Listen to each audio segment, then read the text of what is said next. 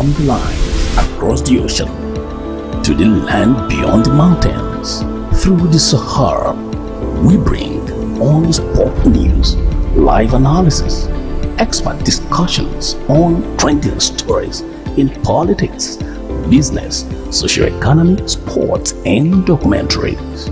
So catch all the updates on the happenings around the globe. Good morning and welcome to another amazing day on Atlantic Television Network. This is Atlantic Blowout, and Atlantic Blowout is a syndicated live program of the network featuring chit-chatting and conversation on special interest topics on news, events and stories through correspondence reports, expert opinion and stakeholders analysis. We'll take a short time out, and after that we'll introduce all of our stories, our guests, and we'll delve into the conversation. Please stay with us.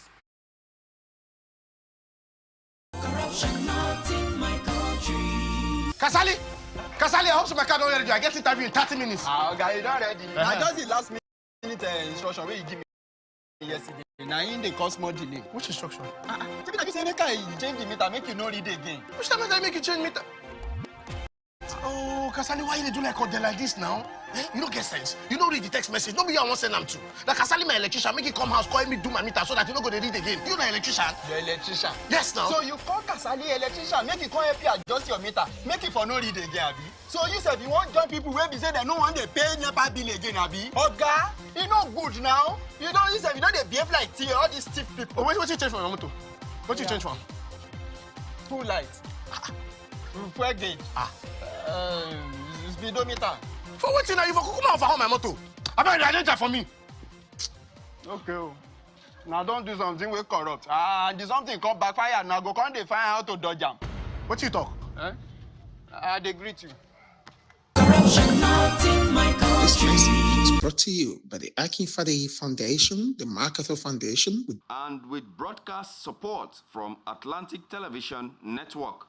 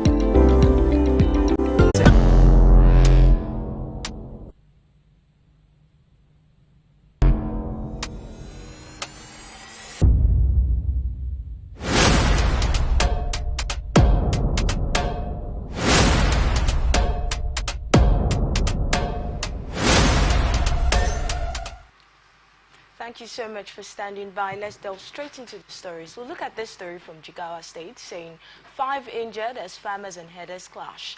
And on education, expert tasks federal government on critical reforms. We'll take a look at Nigerians being urged to seize black market purchase. And then we'll look at this particular one. It says students' loan is a ploy to enslave Nigerian students. Okay, we'll find out more about who said that. And then Tinubu urges strengthening family units on Children's Day. And then nuns condemn killing of students. We have with us in the studio Victor Nsebe. He is a public affairs analyst. It's a pleasure having you, Victor. Welcome. Yeah, thanks for having me. Good morning. Good morning. Now let's delve straight into it. 5 injured as farmers herders clash. Some farmers have been injured in a clash with cattle herders in the Hainkogi forest in Benin Kudu local government area of Jigawa State. This is contained in a statement issued by the police public relations officer in the state, DSP Lawan Shisu, on Monday. Report at the command's disposal revealed that 5 p.m. At 5 p.m., farmers at the Hainkogi forest were attacked by herders resident in Waza Fulani settlement of Bininkudu local government area while clearing bushes in preparation for wet season farming. And in their words, and I quote, as a result, some of the farmers escaped and abandoned their tricycles, phones and farm implements. And that's what he said. The PPRO added that upon receipt of the report, police from the neighboring police division surrounding the forest were immediately mobilized to the scene. He said that a 42-year-old man and 4 others who sustained injuries had been taken to the Duse General Hospital where they received treatment and have since been discharged. The belongings of the farmers were recovered and handed over to them, Shisu said. Farmers, herders, clash. It's not new in Nigeria. It's not news. Yes, we've been seeing stories like this over and over and over again. What are your thoughts on this story? It's a recurring story. This farmers and herders thing. I don't know. I don't know if the federal government, I would say the federal government or the state government, they are not doing enough. I'll still push it down to the local governments too. Okay. If they are not doing enough in curbing the excesses of this herders, you know, one can just carry his heads and come into my farm or a farm and start eating up crops and stuff like that. So most times these farmers, they tend to challenge them like, come on, what's going on? This is my farm. And you know, the next minute they are aggressive, they are trying to, you know, prove superiority over the farmers and stuff like that because they are well armed. Some go out with AK-47s and stuff like that. So, and they have the backing. That's their belief. They have the backings of the military. Sometimes that's allegedly though. So I think the local government, because I won't start saying the federal government or the state government. This thing happened in a village. It happened in a local government. So I feel the local government, they are not doing enough. What are they expected to do? Come on, provide security. You won't expect the federal government to do everything. That's our problems here in Nigeria. You understand? The federal government won't secure the federal, or how am I going to put it? That's how it's arranged. That's why people have been calling for state policing, you know, and all of that. Yeah, state policing, yes, but the fear of the state policing thing is for the governors not to hijack the whole thing. You understand? For these guys to start working for them. But let's go back to normal this thing. So I think the local governments, they have vigilantes, they have other securities. It must not be a police thing per se. The vigilantes are there. They need to empower these guys to work better. But they are not doing it. So they are leaving everything to the farmers. You know, secure yourself, save yourself. And these guys are well armed. They are well armed. So it's something that the state government needs to empower the local government, since the local government is not autonomous. But this is a national thing. So how do you think the federal government can come in now? It's a national thing. It's not just happening in one region. It's happening in various regions in the country. Yes. It's not just happening in Abuja. It's happening in Kebbi, Jigawa, even in River State here. It's happening. So the federal government needs to work in synergy with the state government and the local government. You understand me? They won't be there. They are just a team. Here too, we are teams here. You understand? So they need to work in synergy with the state government and the federal, local government. This brings us to autonomy, financial autonomy of the local government. If they had that financial autonomy, I bet you some of these insecurity things won't be happening. Because really? Yes, it won't be happening. Because the local government chairman will have enough funds to fund maybe a vigilante, you understand me, that can curb this whole maintenance that is... Do we not have funds allocated for that? Come on now. We both know that the governors give to the local government what they feel they can, or what they feel like giving to them. But that's the truth. You don't need to stare at me that way. That's the truth. You understand? That's the truth. They give to them what they want to. So how will they operate with that? They are going to pay the staffs.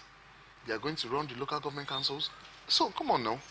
So you feel local governments are not well funded? Yes, they are not well funded from the states, not from the federal government. From the state, the federal government gives to them what is due them, but the states, we both know that they do cut it. They do cut it. So that's the thing with.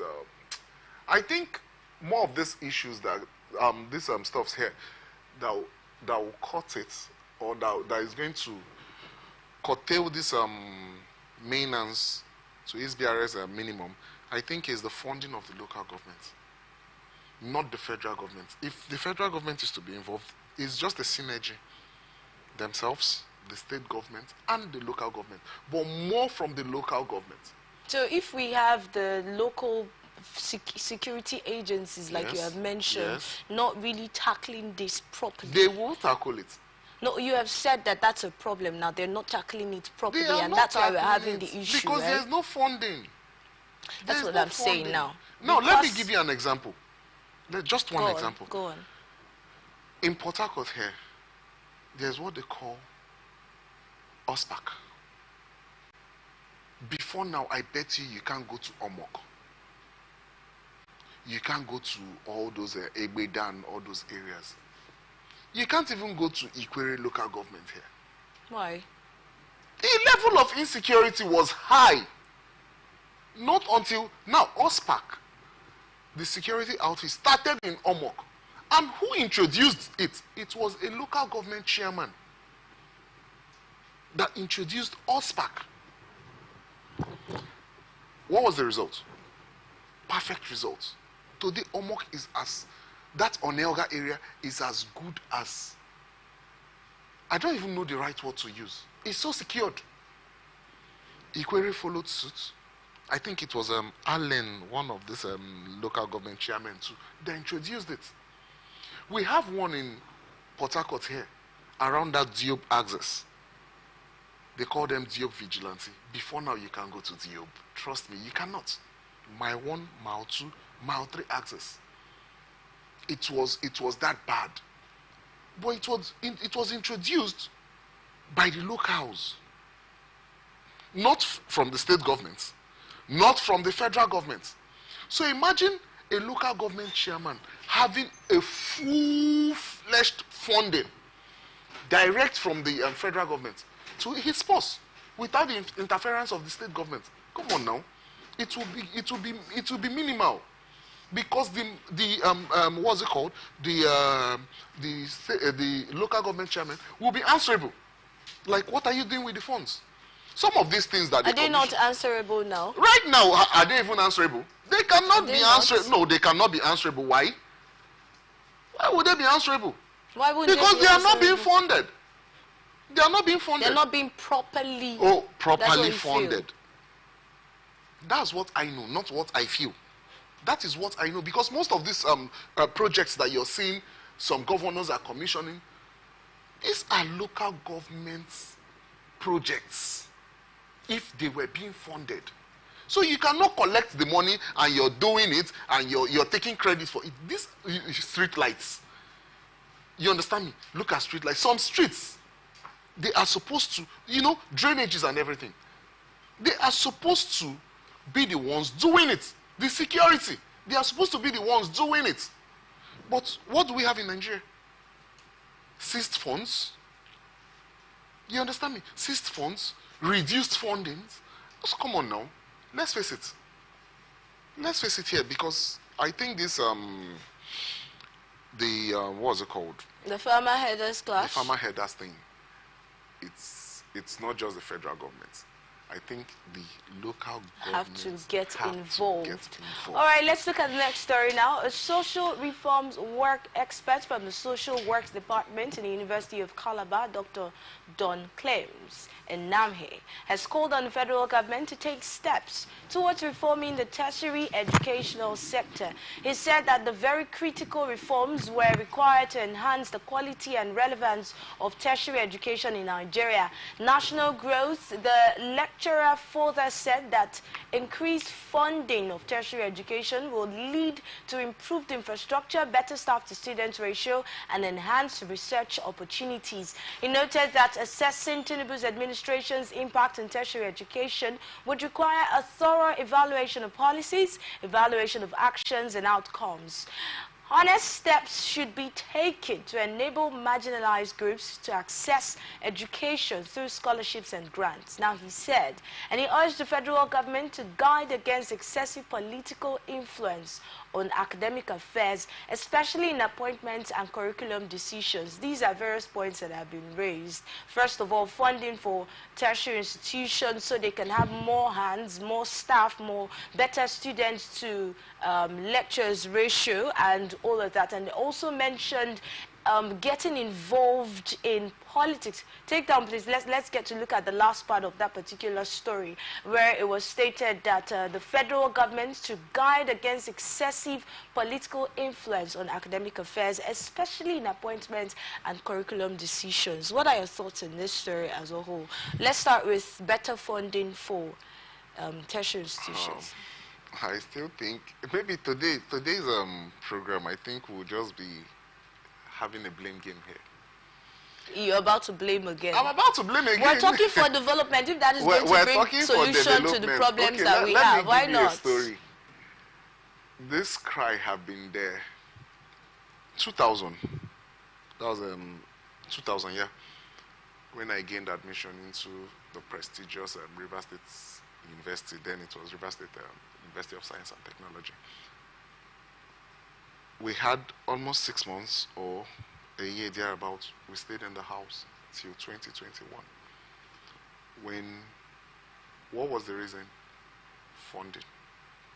Funding was the reason you stayed at home? Yeah, when I mean you have to explain further. There was strike.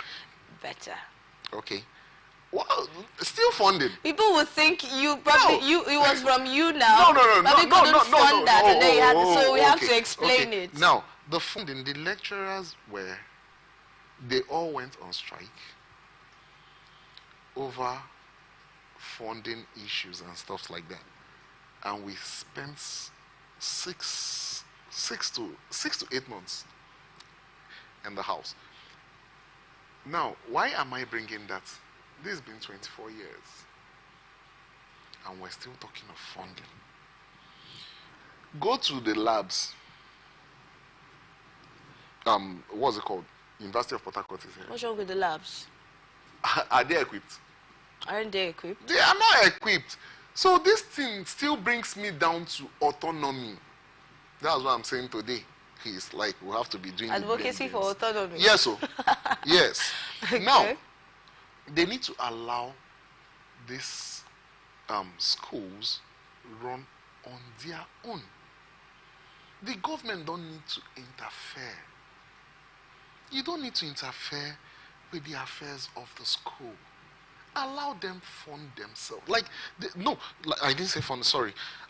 Allow them run, you understand, the school at their own pace. Federal institutions? Yes. Are they not even down to federal states? Institutions? Just give them the funding. Allow them. They are not allowing them. No, let's get the extent, okay? Allow them to what extent? To run themselves. The university. The government should not be interfering. You see, we can't shy away from the truth when it comes to appointments in the university. When it comes to postings in the university, we can't shy away from the truth. The governments are interfering every single time.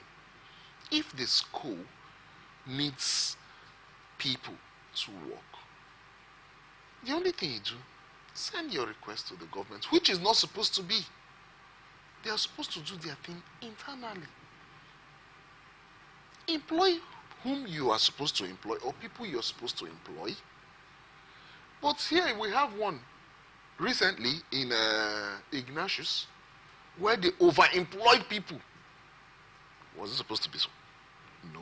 If the school were the ones employing themselves, they know the particular number to fit in the space. Don't you think the government is working with the people, the leaders of these institutions? Will the government just wake up out of nowhere and decide to start taking steps without communicating with the institutions? These are political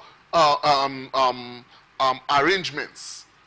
The governors can just wake up. I'm employing 500 persons. I'm employing 1,000 persons in the tertiary institutions. Do they need them? Now, Ignatius now, is it not running? Over 1,000 something, they are out. Are they complaining of staff shortage? No.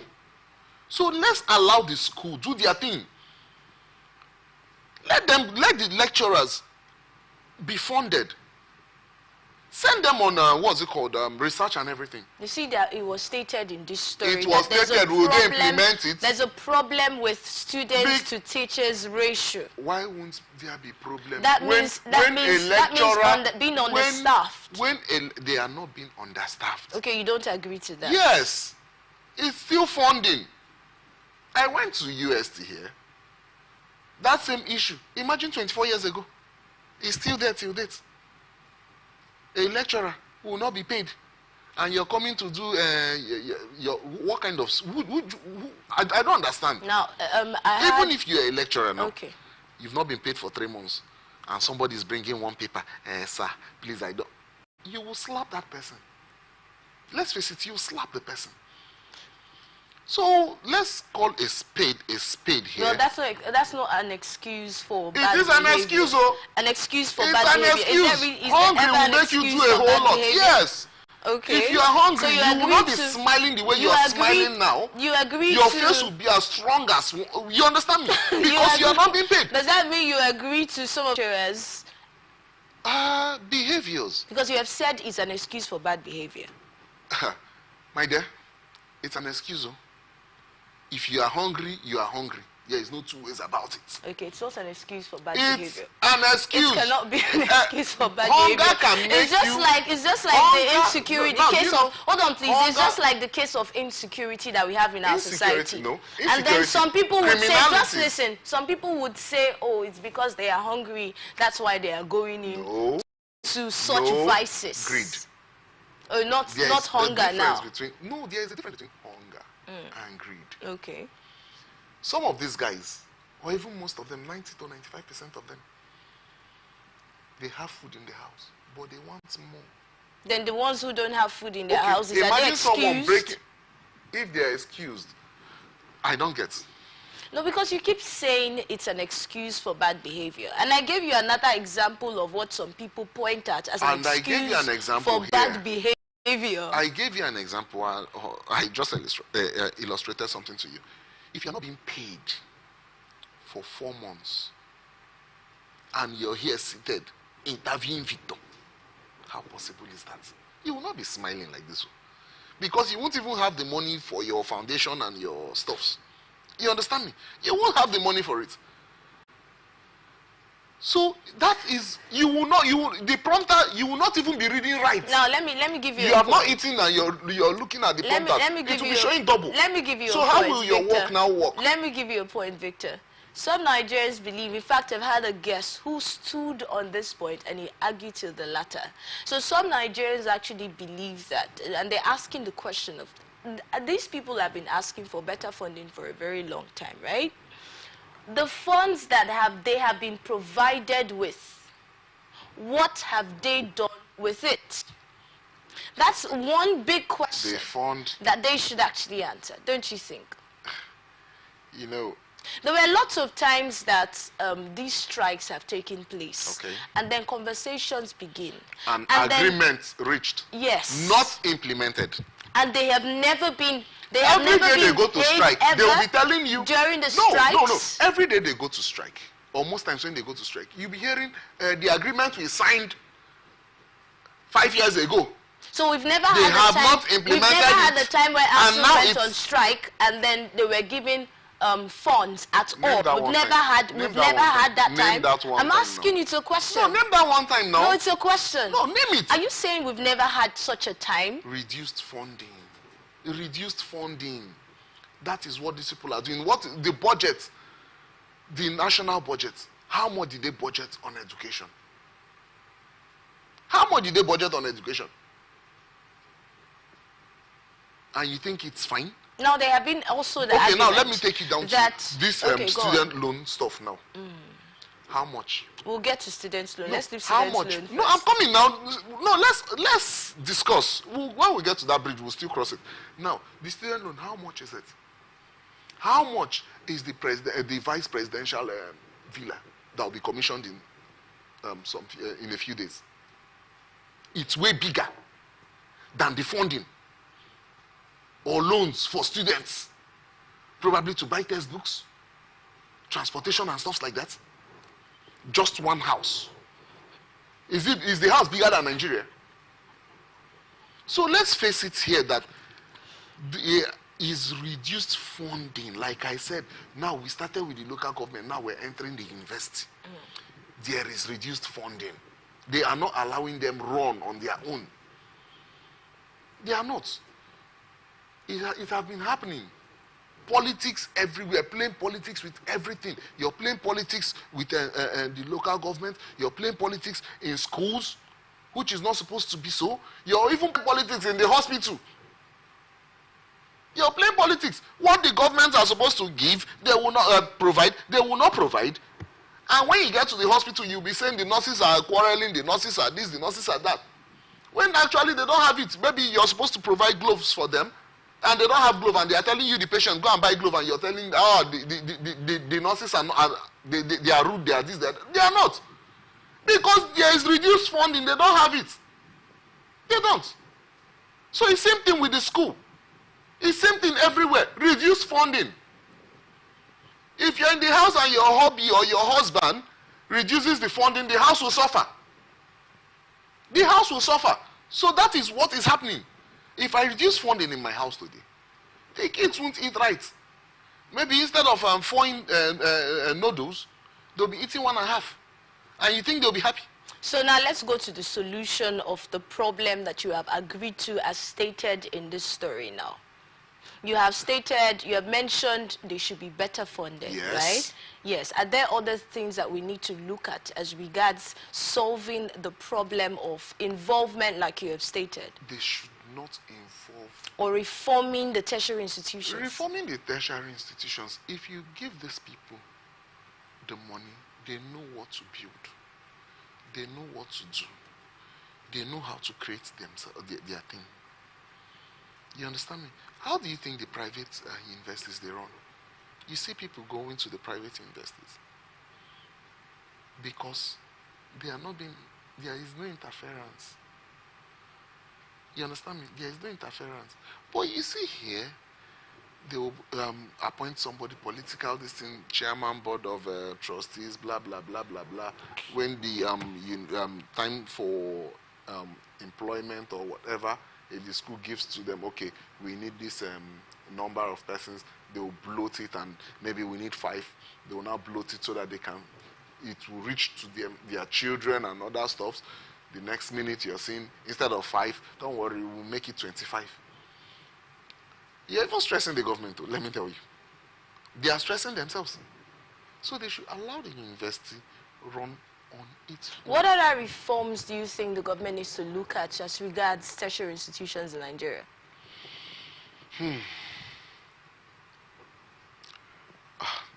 Because there's one big problem that has been stated, right? The fact that the graduates of some of these tertiary institutions are done with school and then they're just looking for jobs, which is also a problem. So people are saying our universities are producing more of dependent graduates now. Graduates who are not, some of which are not really looking into production. This has been the argument on for some time. So as regards this particular problem, what else do you think we need to look at regarding solution? I think entrepreneurship should be introduced into the university. Not just schooling and speaking big grammar. And some of them, when they come out, they don't even know how. One happened recently now. The one that said she's a lawyer, BSc in law and stuff like that. BSc in law and stuff like that. So I think entrepreneurship should be introduced to the universities. Okay. I think it's still coming like the university to run on its own.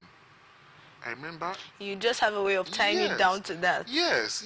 I remember when Right Honorable Chibuike Rotimi Amechi allowed UST, that was after I had left, to run on its own. I bet you UST was top notch. When they had Fakai, though he imposed Fakai on the people. Yes, he imposed Fakai on the people.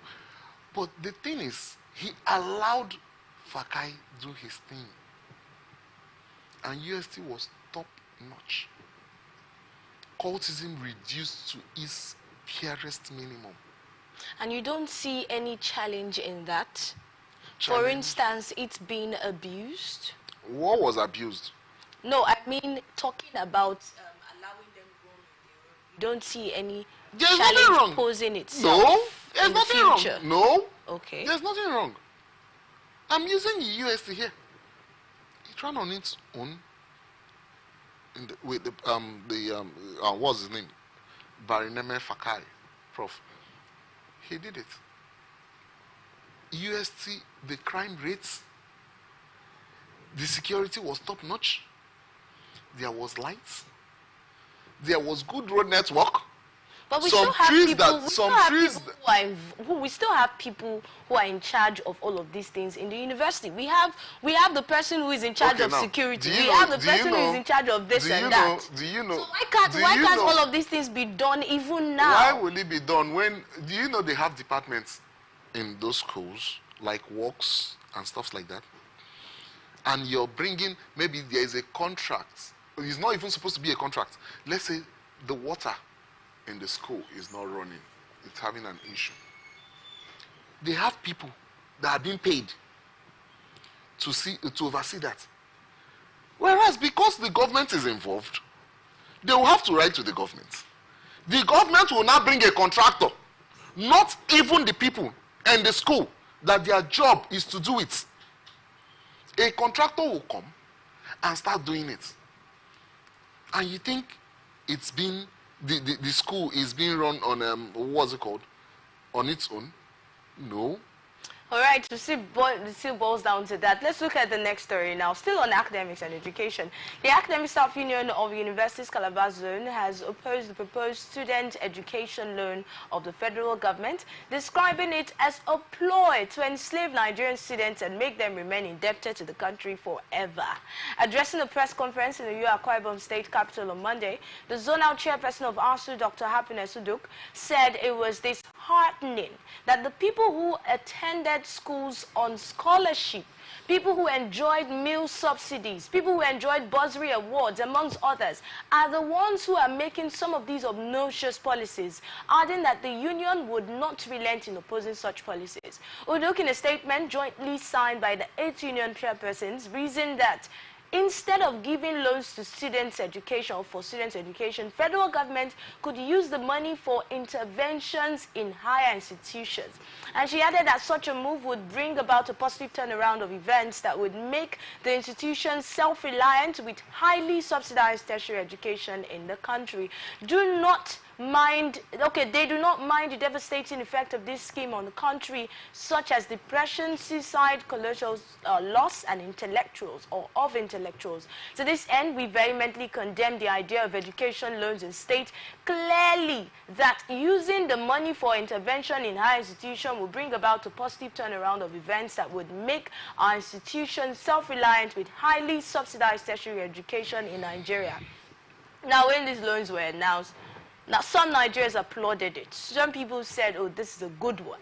So seeing someone on the other side now, it shows that there are two sides to this particular story. So yes, let's get to hear your perspective to this one. Victor, do you agree? I agree with her partially. Okay. How? She said something, I want to correct something. We're all indebted to Nigeria. We are all indebted. We are all indebted. How are we indebted to Nigeria? Come on now. These loans they are taking, when they are repaying it back, are we not having the effects? We're having the effects. And that's us being indebted to Nigeria. Yes, now. Because you're the one now paying it. You're the one feeling it. If someone is bringing out money and your body is shaking, you're the one feeling it. You understand? If I should take a loan now from maybe the bank and I start paying and it's choking me, invariably it's choking the family. It's choking everybody, relatives, friends and stuff like that. So we are all indebted to Nigeria. Now let's come to this, what's it called? Student loan thing. I think it was Femi Gbajabiamila, the now Chief of Staff, that introduced the bill to the House of Representatives, and this was one thing Tinubu signed. I think it will choke. It will choke the students. These things. What do you mean by it will choke students? It will choke the students because if you are paying a loan after schooling and you are not working, and you are indebted, it might make you go depressed. But is this not the government's way of trying to help the students? How are they trying to help? They are not trying to help the government trying to help the students? Yes, they are not trying to help the students. You see that thing that I said, I will still go back again. Autonomy. Outside the shores of this nation, you have schools awarding scholarships. You even apply, even before gaining the admission, you can even apply for scholarship. We have organizations also giving out scholarships. Is it even communities, even Victor do give out scholarships. So what are you saying? You understand? That's why I'm still saying autonomy. They are giving out scholarship. Are they giving out loans? I'm trying to see the relationship between the autonomy and I'm coming now. Yes. If this money is being shared or given to the universities to run, they can award scholarships. They have the best brains. You understand me? They can award scholarships. How many students will they be awarding? Is it all the students? Is it every student they are giving the what's it called? Would the numbers be compared? The students who are getting the loan because and the students who will be giving scholarships. I bet you this person, the loan, how much is it? You've not even had the figure. If the figure, you feel the figure is not high You've enough. not even had the figure. Then why are you saying the figure? I bet you, now, something like, when they give you money, you've not paid. Someone with good conscience, it will be depressing. Now, you are not working. You are owing your nation or the government. It's depressing now. Because what you collected the money for, which I don't even know the figure, these people might tell you it's student loan. At the end of the day, you start seeing 20,000, 30,000. That's the loan. You understand me? Now, these things, it's depressing. I will still run back again. Before you run back again, don't catch me. Before you run back and again to the autonomy now, before you go back there, let's look at this holistically. Okay. People have called for government support to the students. All right? And let's not forget that there are also entrepreneurship loans, students who also want to get into business. That's also included, right? And then the government comes out and says, we're giving out loans to help the students. And then Nigerians come out and say, this is a trap. This is a way to trap this.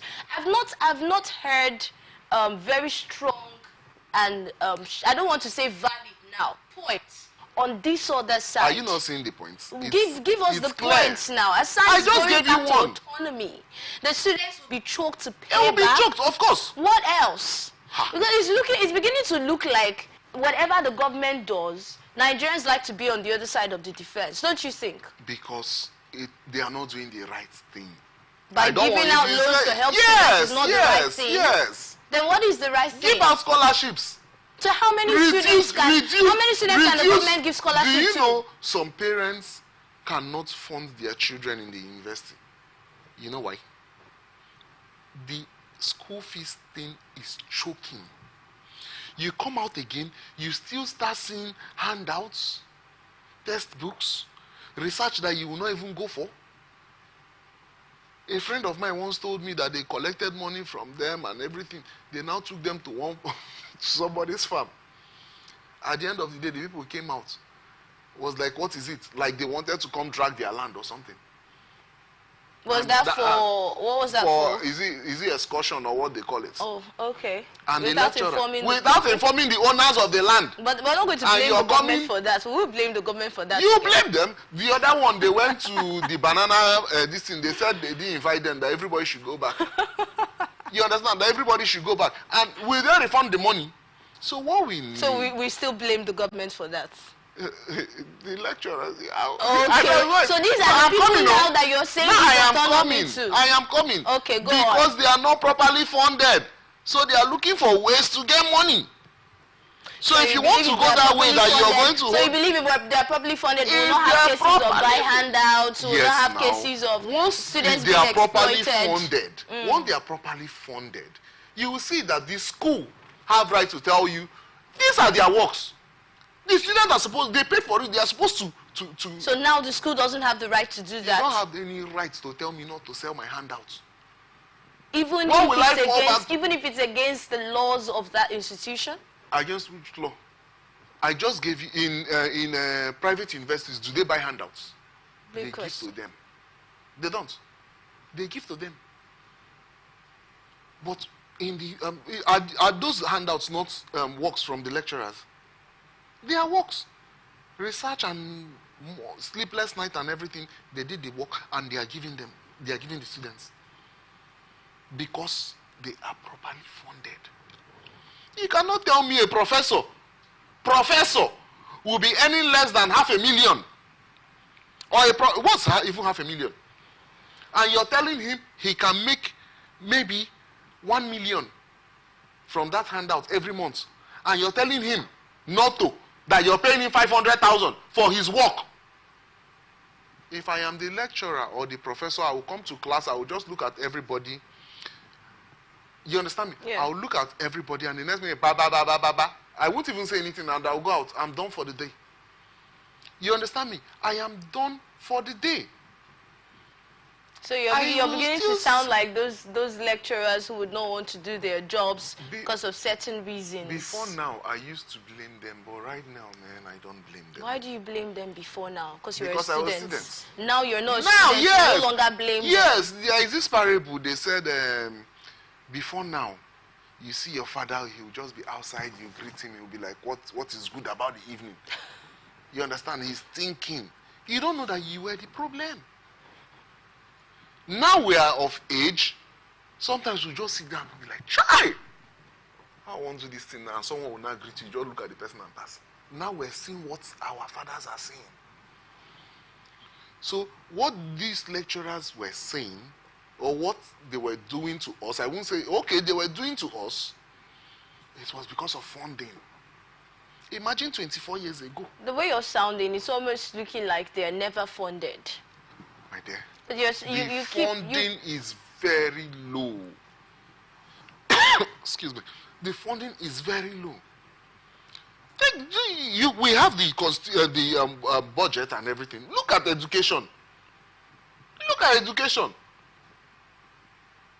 You understand me? Look at education. So they need funding. They need autonomy. I bet you if the, what's it called? Just like the local government now.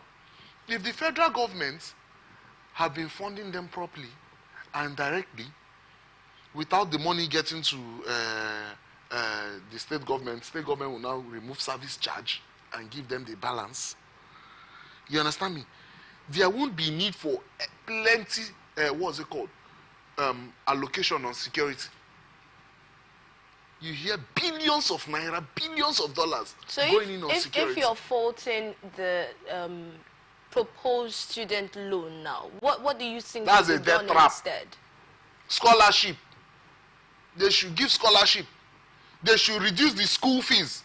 The tuition fees, they should reduce it. That's a way of giving the students even loan. It's way better. You're giving us loan for what, man? You understand me? So it's way better if they reduce the tuition fees. You're helping the students. You're helping their parents. So what is the need? Maybe you're giving me 50,000 naira every semester. You're giving me 50,000, and you're hitting me with like 300,000 or 150,000, and you're per semester, like everything. And I'm paying 50. I know I'm owing 50,000 naira. At the end of the day, there will be no job for me, no way for business, and I am owing you. Ha! Come and kill me, man. All right, at this point, we'll take a short time out to go on a break now. When we return, the conversation continues with our other interesting stories. Please stay with us.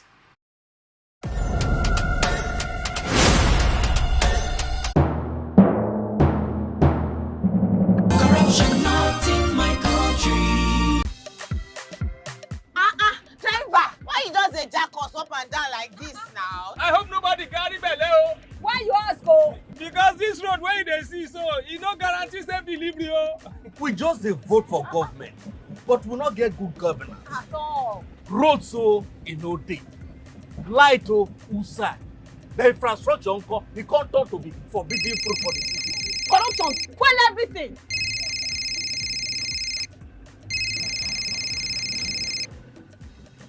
Hello? Hello, madam. Good afternoon. Good afternoon. My name is Mrs. Ayeni. I am calling from the Ministry of Humanitarian Affairs. Okay. Okay, I've been expecting your call. Madam, remove this your phone from loudspeaker. No vex, now my phone be like that. Hello? Are you there? I hear, I'm hearing you. Yes. We saw a copy of your invoice for computers, printers, and laptops. Yes. Are you working on them now? Ma, the prices you quoted are way too high now. Madam, sorry, please don't cost. We found the laptop you said is 1.8 million naira for 600,000 naira. Hello? Now my body network there. I can't hear you. Network is bad. Madam, we can hear you. Continue. Hello, I can't hear you. I will call you back. Their behavior not good now. Madam, now this kind behavior they kill our country. You suppose do things differently. Make Nigeria for better. Corruption not in my country. This message is brought to you by the Akinfade Foundation, the MacArthur Foundation, and with broadcast support from Atlantic Television Network. Corruption not in my country. What you want to buy? Potato. Small basket. I want plantain. But why your plantain can't hard like this? Madam, now the outside hard. Inside there, it is very soft. Madam, wallahi make her no buy them. Make her show you something. What? What in this one? Madam, this one now the chemical where they put on for the plantain make her ripe up. Hey? So you dey put chemical for plantain where people go chop? No water, no be chemical. Madam, water. You know say Pela I don't talk and say water are not be enemy. Drink am. Where you collect that water, drink am. I just stop finish. See my belly. It don't big. I just stop drink water finish. I don't drink am. Wait, you drink am now. Wow. I dey sell am plantain, I go come put am for chemical because I want to make a ripe go. That's why I talk now corruption. Corruption. Not be for this kaswa, come not be for this country. Now me talk am. Corruption not in my country. This message is brought to you by the Akinfade Foundation, the MacArthur Foundation, and with broadcast support from Atlantic Television Network. Corruption not in my country. I don't get a lot. Boy, they won't booga me small. They say, man, give them bribe. I say, nothing. Okay, now, we'll go block later. You remember that contract we will do that time now? They don't pay. But first, you see the house rent with the old things.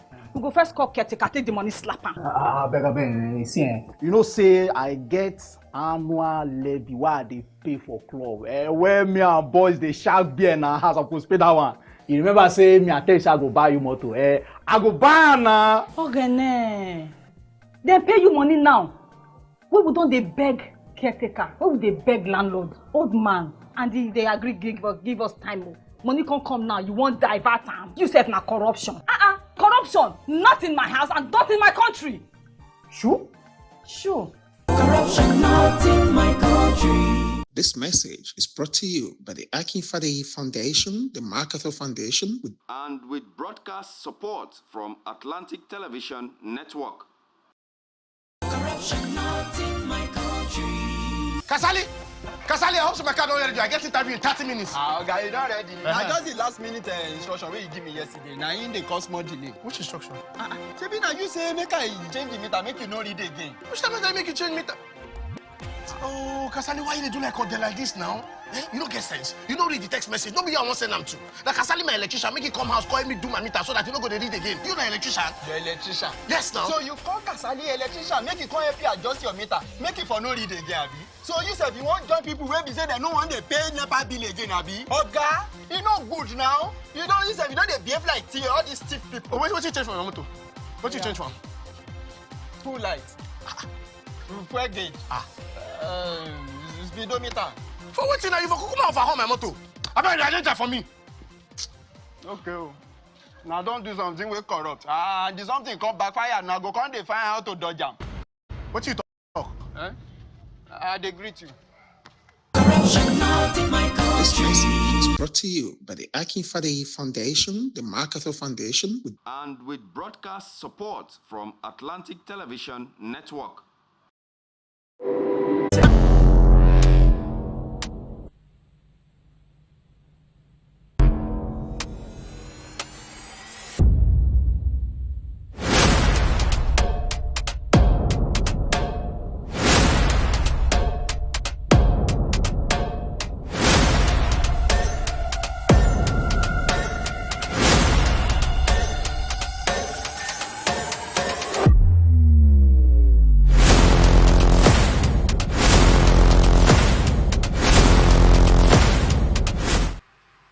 Welcome back. Now to the next story. In a collaborative effort aimed at addressing environmental concerns and promoting sustainable practices, the Environmental Health Council of Nigeria, in partnership with 3DAX Africa, has urged citizens to refrain from purchasing fuel from the black market.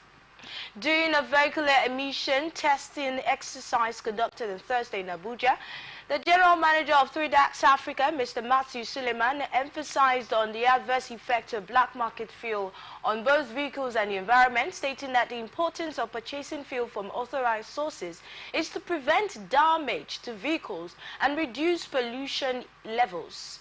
Earlier on, it was stated that a US-based organization specializing in vehicular emission testing launched a device for measuring emission gases, measuring particles, carbon monoxide, sulfur coming out from vehicles. The initiative comes as a part of broader strategy to combat greenhouse gas emission and mitigate climate change. He said, unlike other countries, the benchmark for vehicular emission testing would be high to make sure cars in Nigeria meet the standard requirement. Now, our focus here is Nigeria is being asked and urged not to purchase black market fuels. And we went back to the times when Nigerians, purchased this particular product, and it looked like that was what people were going for. And we traced it back to the fuel scarcity that we've had at different times in our country. So, talking about us purchasing black market fuels, although they have stated that it is not good for your own vehicle, so it's for your own goods, not a thing that is outside that. But let us get to hear your thoughts on this. Don't purchase, or Nigerians being urged against purchasing black market fuel. First things first, if they are saying the black market fuel is not good for our vehicles, which we know. Which we don't know. Oh, Nigerians don't know. I'm disputing it. There's nothing like that. Okay. There's nothing like that. The black market fuel is same thing that is coming from our filling stations, our fuel stations. You go to NNPC now. I think they have one NNPC around here. Go to NNPC. They are selling $5.91. You will see the queue. They won't be selling to you. They will tell people that have a marine. They are even the ones doing the black market too. What's the black market? They will tell you bring your marine keg. You go there, they will fill 20 liters. The people will go and turn, and they are paying them. I think each of those 20 liters, you pay 1,000 naira. Or 20, is it 20 or 25 liters? You pay 1,000. They shouldn't be telling us the black market fuel is way different from the ones we are buying from the filling station. Is a lie. These black marketers, it's not true. These black marketers, they are going to the fuel stations to get. That's some of them. There are other black marketers who are getting these fuels from the bush. No, from which bush? Of course, you know that. They don't. They are getting. Some of them are getting this fuel from this illegal refineries. Illegal refineries. What we get to see every day is diesel and kerosene. They don't produce fuel because fuel is highly inflammable. Diesel is not highly inflammable. No, it's not. Kerosene is also not inflammable. No. Not highly inflammable. Okay. Now, any little thing, their camps are going down. So, I bet you. Now, let's come to the black market. Most of these fuel stations, their diesel are gotten from these same illegal fuel people. You hear me, so? Go to tank fuel farms. Stations. Yes. Most hotels, they buy from these illegal people. They buy from them. So if they are saying the fuel that we're having or that we're buying is spoiling our vehicles or damaging our vehicles, is a lie. Go to Lagos bus stop. You see black marketers everywhere. They will cross. You are looking at them. You can't buy fuel. They will cross, go with their kegs, buy fuel, come out. They are just doing business. Outrightly saying that this black market fuel that Nigerians purchase are not I'm trying to get the exact words you use now, but let me explain. I might not get your exact words, but saying that outrightly saying that it's a lie. It's a lie. I'm coming. I want to explain something to you. I want to explain. I just gave you. The explanation, yes, you go on, but the explanation in the story, they actually took their time to explain to us what is added to that and this and all of that and how it affects people. Now, go on. I'm giving you an example. We're here now. This is a fuel station. Let's assume this is a fuel station. And there is crowd here. You can't even buy for $5.91. And you're seeing somebody directly opposite you that will come out with a keg. Nothing inside the keg. Will cross over to this point and buy. And you're seeing it that they are selling it to the person at $5.91. At the end of the day, the person will now give them maybe 1,000, and the person crosses back to that other point, and you're seeing the person. Won't you go and buy the fuel from the person if you have up to 700 or 800? You will go and buy. So is the keg now carrying something that is destroying our engines? No. You understand me? I gave you an example from Lagos bus stop here. Go to Lagos bus stop. You will see people. The crowd is too much. They won't even allow you. But you see somebody will cross. Go get fuel at $5.91. Come back and sell it to you at 800. And you're telling me the person is... No, now. If you're telling me diesel, I don't know. I've never been to any... what's it called? Illegal refinery or something. I've never been to any one. If you're telling me of that one, I don't know. I'm not using diesel. Both in the house, anywhere. I'm not using... diesel, so I don't know of that one. But they are telling me of vehicle, my keke, my this thing that no nah. Okay, so now let's go to the let's go to solving the problem of fuel scarcity that happens over and over again in Nigeria. So let's go to solutions to fuel scarcity in Nigeria. Let's have your thoughts on that. How do you solve this problem, this menace? I know you break down, it seems like it has really affected you at different times. So it affected me. The last time I came here, I told her, It have affected, in fact, it's affecting everybody. You understand? These people, I don't know, but even before I was born, they are having fuel issues. Before I was born, probably the fuel then was maybe 1 naira or whatever, I don't know. They are having fuel issues till date. Now go to the fuel stations. They have plenty stations around here, many of them. You're seeing it that they are selling for 850 naira. If not for the rain, I would have trekked down here. Or I would have done halfway, maybe pay half and I would trek down. Now, they are selling for 850 naira. Is that the official rate? These people are making money, mad money. And you think the government cannot cut this thing? What is the price regulatory bodies and stuffs under NNPC doing? Can't they shut fuel stations down? How can you? Do you know what? 850, 591. Do you know how much is being added? And nobody is talking. Some areas they are selling 1,000. In Lagos, Abuja, they are selling 1,000. And you think this maintenance will stop? I'm not saying it, or maybe in a different generation, not this particular one that Victor is living in. Why do you think it won't stop in this generation? Before I came, before my generation, before this our generation now, it had been there. Then what will make it different in the next generation? Like I said maybe. I didn't say it will. Maybe it will change in the next generation. Change, maybe. Maybe. So what do we need to make it change in this generation? What do we need? I won't say God, because most people don't. Do we have the political will to solve some of these problems that we have? This particular this is one government, of them. This particular government. In your judgment. This government. In your analysis. It's not possible, because they are seeing it. They met it at 198. It went to 500, 591, and fuel stations are putting it at 850, and they are doing nothing about it. And people are suffering. Transport fare have hiked. Everything is going up. Come on now. It will not stop. All right, it was Children's Day yesterday, and we had the president urging strengthening family units. The president, Bola Tinubu, celebrates Nigeria's children on the special occasion of Children's Day, saying they are the bearers of the nation's torch into the future.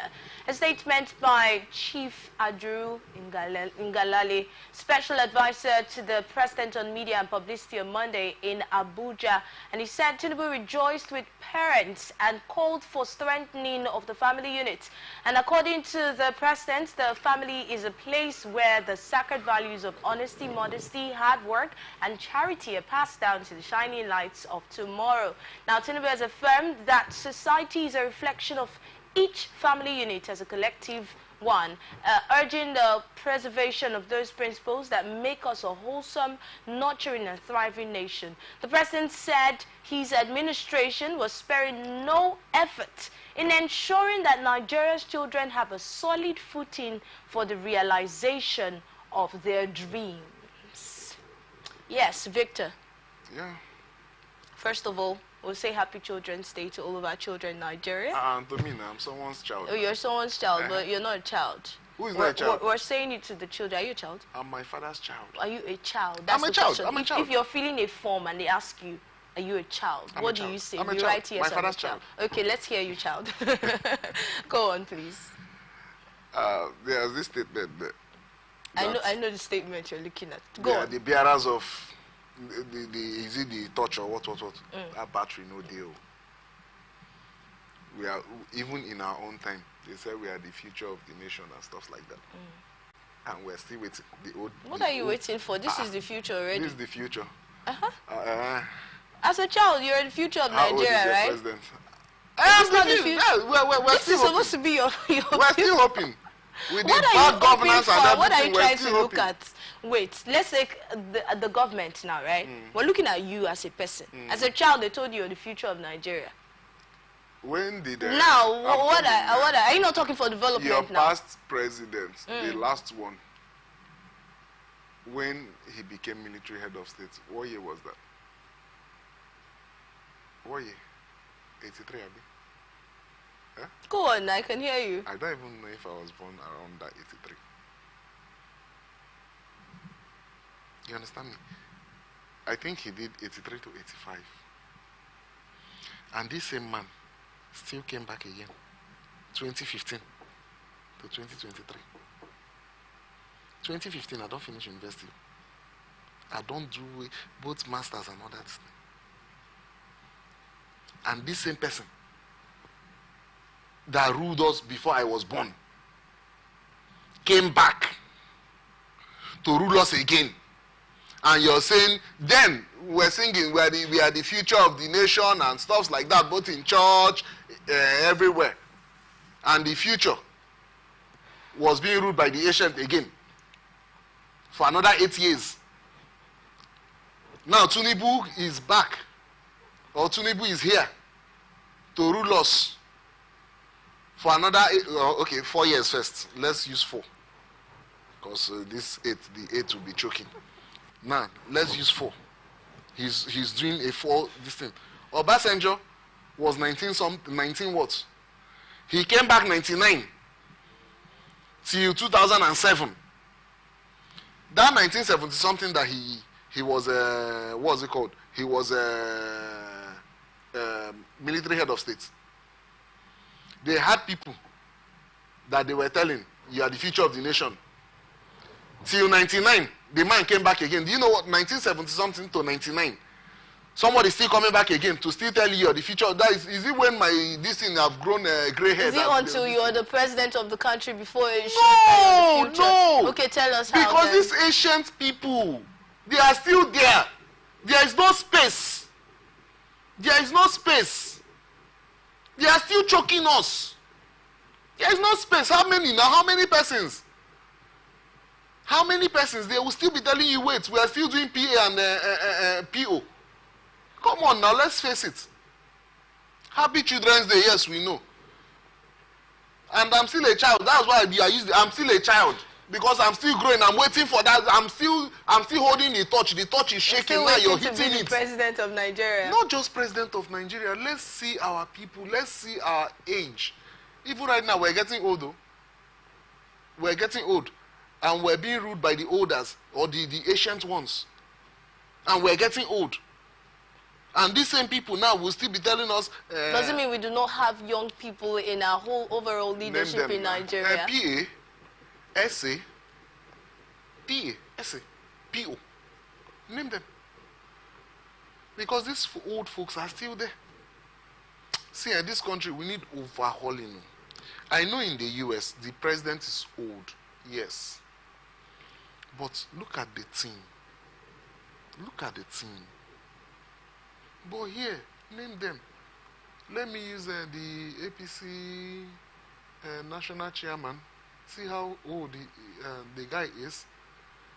Someone that is this thing is still wanting to be president of this nation again. Come on now. The president has said that this administration is going to ensure a footage for the children to achieve their dreams. What would you recommend they should look? What would you recommend they should look at or focus on to achieve this? I'm not recommending anything again. Why? Are you not a Nigerian? I'm still in the queue. What do you mean? I'm in the queue. I'm a child, though. I'm still holding the torch. The torch is still with me. The torch is still with you too. Well, why do you say so? Why? Are we not the features of how did they put that this thing again? The future of the nation. We are the future now, so we're still waiting. Okay, so while you're one of those Nigerians who do not want to make recommendations anymore, what recommendation? Let's look at the National Association of Nigerian Students, as in a statement by the university president, Comrade Lucky Emonefe on Monday condemned the recent killings of students in some higher institutions in the country, saying campuses should not be turned to butchers or butcher shop. The unfortunate murders of James Michael and Najwe and Moses Hessian, both students of Confluence University of Science and Technology, Kostek, Lokoja, Kogi State, and the death of Miss Favor Uguka, a final year student of Ebonyi State University, who reportedly committed suicide on Wednesday, 22nd May, due to pressure from a lecturer who repeatedly failed her in his course. While we strongly believe this, or while we strongly believe that suicide is not a solution to any problem, we condemn the actions of the lecturer that led to the death of Favor, and we call for an immediate investigation into the matter. We also demand justice for the soul of a student from Ajayi Crowther University, Oyo, identified as Alex, who was unjustly killed on Saturday, May 25th by his fellow students over an allegation of phone theft. The recent incidents have exposed significant security gaps that must be addressed urgently. Under our leadership, we will continue to advocate for justice for those innocent students who have untimely lost their lives.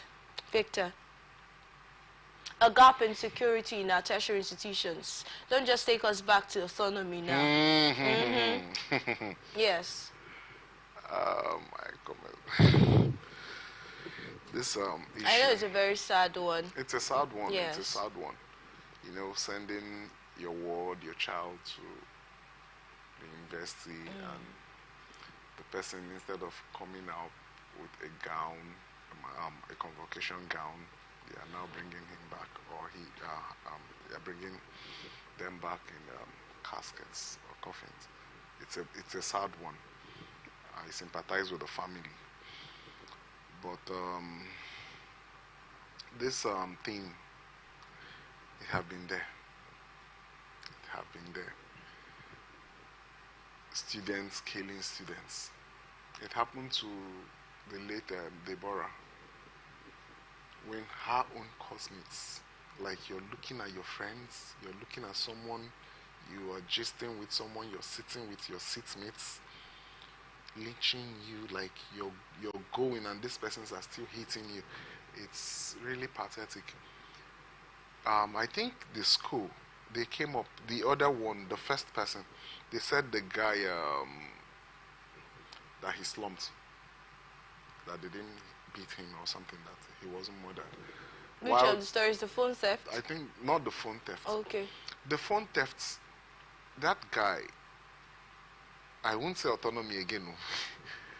I won't use the word autonomy, but the school needs to, the management of that school needs to be sanctioned, because from the stories that was gathered or that we had, this guy was beaten for close to 4 or 5 from the hours. previous over that, from the previous night to the next morning, 10 a.m. the next morning, and that's a long time. Okay, now imagine the time. And are you going to tell me that there is no single security in that school? If I'm to be the governor, everybody in that hostel will be accountable for what happened to that guy. Phone theft or no phone theft. You're in a hostel, they are hitting someone. They didn't gag him. You're hitting him, he's shouting, and you are here. You did not reach out to the school authorities to say, please, come and carry this person before they kill this person here. So everybody in that hostel, the school needs to go down, like they need to shut down that school. Expelling the students, that's, to me, the ones that they have did it. handed them over to the Just police. those ones that did it. The investigations are on. We're not even so sure yet if they're really the ones who did it. No. Videos are there. Until investigations are completed. Investigating. You understand? Now you are expelling the students. What about the ones that had the cry, that didn't reach out to the school? The school needs to suspend, if not sack, the chief security officer of that school. The school needs to answer to what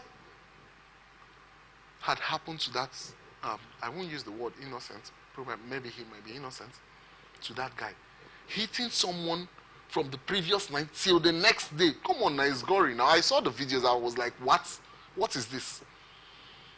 Your own students, a fellow student? Come on.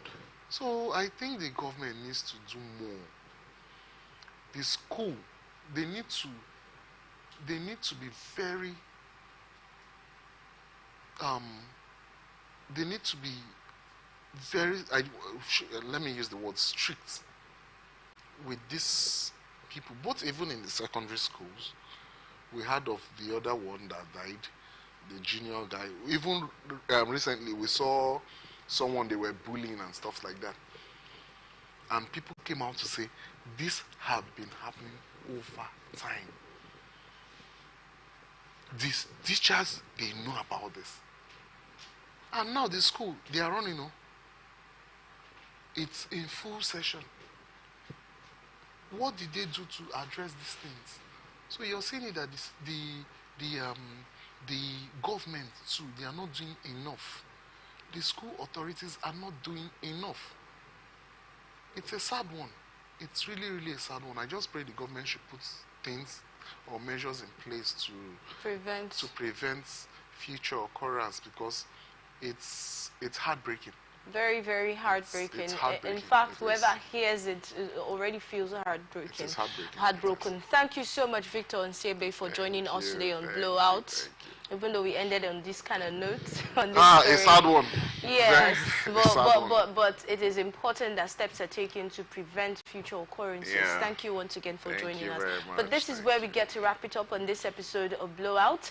Thank you, our viewer, for being a part of this conversation. Don't forget to stay connected on ATN socials, on Facebook and YouTube at Atlantic Television Network, on Instagram and TikTok at Atlantic TV Network 1, on X at Atlantic TV Net, and watch us live on our website at www.atlanticnetwork.tv. Always remember that peace and unity are the pathways to progress. Thank you so much for watching.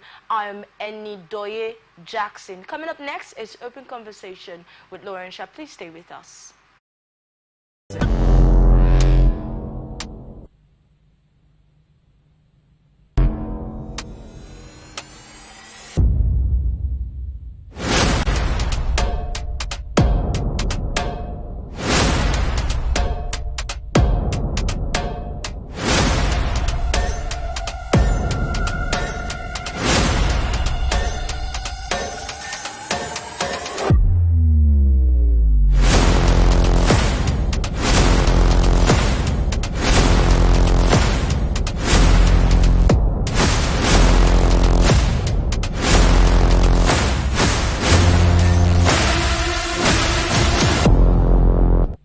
From the line